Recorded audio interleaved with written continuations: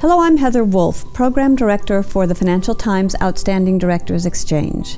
The FT and EY Center for Board Matters have co-hosted events for board members all over the world this past year.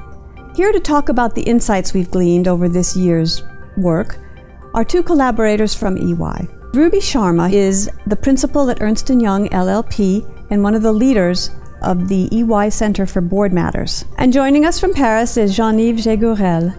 Jean-Yves is EY's leader for assurance across Europe, the Middle East, Africa, and India.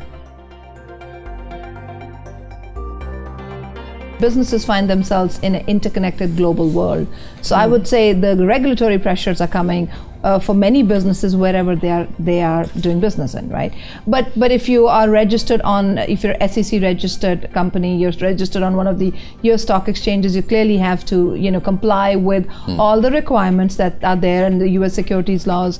But then you also have regulatory pressures coming from the industry. But I think the key here is really as we live in a, like I said, hyper-connected, more transparent, social media, quick information world, there's a lot of information that's available to investors. Investors are individuals that are investing in companies, institutional investors. So it's safeguarding that investment that really is requiring a lot of this regulation. And that regulation is forcing more accountability and transparency.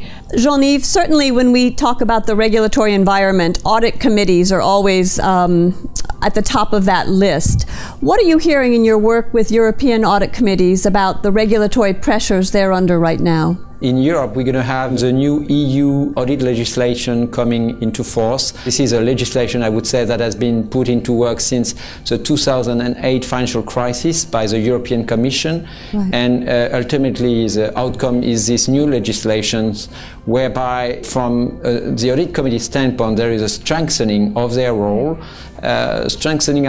in terms of what is the composition of an audit committee, how much they need to be independent.